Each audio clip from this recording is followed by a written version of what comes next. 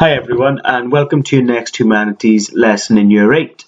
Today's title is Am I a Little Prejudice? Please write this in your book or on the paper that you're using for today's lesson.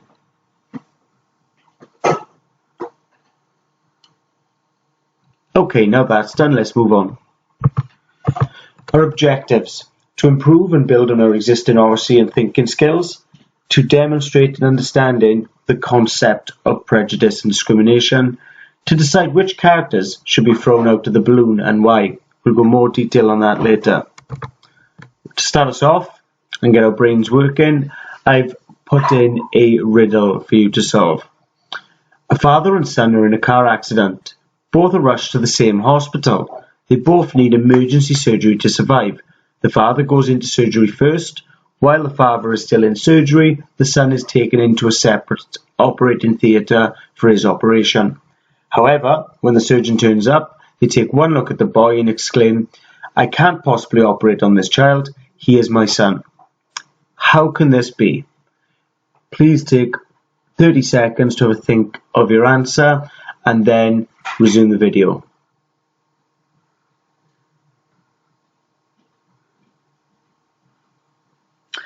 Okay, welcome back. Some people will get this straight away, some people this might be more difficult, and it links into our topic. The answer is that the surgeon was his mother. What makes this a riddle comes from a lot of prejudiced views, well, not prejudice, but stereotypical views of maybe males being surgeons. This might come back from being a child, and when you're first learning about jobs, traditionally back in the day you would be shown two cards. A nurse, you would normally see a woman in a dress with a red cross, and when you would see the doctor, it was usually a male with a stethoscope around his neck.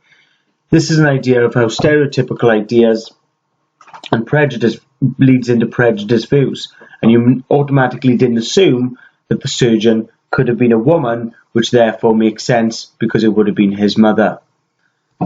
Okay, moving on from that. Your scenario for today's lesson. You're in a hot air balloon on a luxury trip over the Sahara Desert. Interesting choice. However, a bird has pecked a hole in it and now you are slowly sinking. If you crash land in the desert, you will perish from dehydration and sunstroke. Your only way to survive is to lighten the load in the balloon so you can make it home safely. There are 6 other people in the balloon with you, so that's 7 people including you. It can only carry 4 home safely. You must throw 3 people out, but who and why?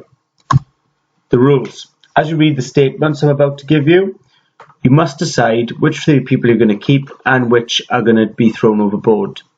You'll get additional info on each slide, and you can change your mind as you go on. You might, after the first round of information, choose 3 people to be chucked off the balloon, but after the next round you might swap people. It's up to you, okay? But each round you must have a final answer that you're going to write down. When writing it down, or if you would like, you can just write statement 1, and then you can write 1, 2, 3, and you can write the 3 people that you think should be thrown overboard. Then for number 2, you say statement 2, and then you choose the 3 people then, okay? So you don't need to write big sentences. It's you. Think about it. Think about why you're making this decision, okay? And then write the 3 that you think deserve to be thrown overboard. So I'm going to start us off. I am going to read through them. You can fast forward me reading them if you find it fine to read yourself. But if you'd like me to read it, just continue watching the video. So first we have a Catholic nun, a European white woman who founded charities in India to help care for the poor. We have the captain, married to a lady called Lillian with 2 children back home. We have the engineer, excellent skills when it comes to fixing things. Area of specialty is medical engineering, making equipment to help people with breathing problems back home. Retired soldier, a highly decorated war soldier receiving awards such as the Iron Cross and Honor Cross. Always carries a compass that was given to him by his grandfather before he went away to war. Retired teacher, enjoys writing children's books in his spare time. The ones that have been published are very popular. And finally the cook, a former special forces officer reduced to working as a cook. Okay, so Think about what I've just said, look at the ideas, and could you please write down the 3 that you think should be thrown overboard so far. Once you've done that, resume the video. Okay, welcome back into round 2. So, the captain enjoys creating children's cartoons in his spare time. Catholic nun, healthcare in her charity hospitals was described as squalid by undercover reporter, and medical volunteers were caught laughing and not paying attention when dying children were very ill. Retired teacher, he was born in Cardiff and loves chocolate. He flew fighter planes in the Second World War.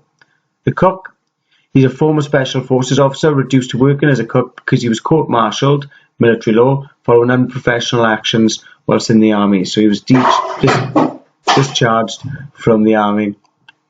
Retired soldier, he has never been married, but has a long-term partner called Randall Hess.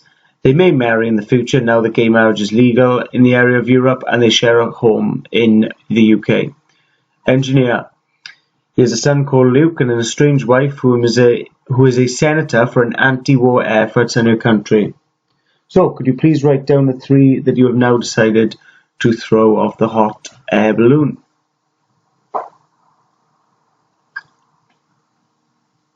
Okay, welcome back. Last round. The cook, he carries a knife at all times. Captain, drinks a lot and chain smokes about 60 cigarettes a day. Retired soldier, his nephew was also a military man. He's in the US Navy. Catholic nun, she claimed to want to help the sick and poor, but actually spends a lot of her time with wealthy people. Retired teacher, holds very outdated racist ideas about Jewish people. He was overheard saying that they got what they deserved in the war with what Hitler did. Engineer, he always carries a small toolbox with him containing the basic essential tools, spanner, wrench, and enjoys creating large projects. So, what I would like you to do is now your final 3. I chose, and you choose one of them, the cook, engineer, etc., to die because, and then you do your 3. I thought so-and-so deserved to live because. So please pause the video and write down your final 6 choices. Okay, welcome back. Everybody should have their 6 choices down now. We're now going to go through the big reveal. The captain was Walt Disney, the cook was Bear Grylls, the Catholic nun was Mother Teresa, the retired soldier was Hitler, the engineer was Darth Vader, and the retired teacher was Roald Dahl. Some of you might think you've made a good decision, some of you might be awfully shocked if you've thrown Mother Teresa off but kept Adolf Hitler. These are the type of decisions. What I wanted to show you is a bit about prejudice views and a one-sided view. Depending on the information you get given about something, creates your view on who that person is or what that person or country or religion or race can actually be. The information I give you was selective to try and make you think different ways about how you view these people. This is what we find can happen through experiences, through upbringing, through the media. Without finding all the information out, prejudice views can be more prominent and less understanding is shown. With the lack of education of understanding about different cultures, different sexes from female and male, understanding different religions, and just people in general. This is where prejudice views unfortunately can lead to discrimination. So I hope it did a bit of excitement to see the people you've decided to keep and the people you decided to throw off. The message is I chose what information I give you about each person, and then you made the decision from that. Okay, and this is what can happen in day-to-day life. So it's all about finding out fully what's the full story behind here and trying to understand as many different things as we can in the world. So what have we achieved? We should have built on our thinking skills because you made some big decisions.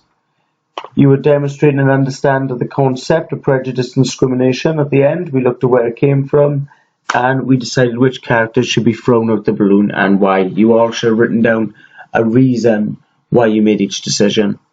So, well done everyone. Thank you for taking part and I will see you next lesson. Au revoir.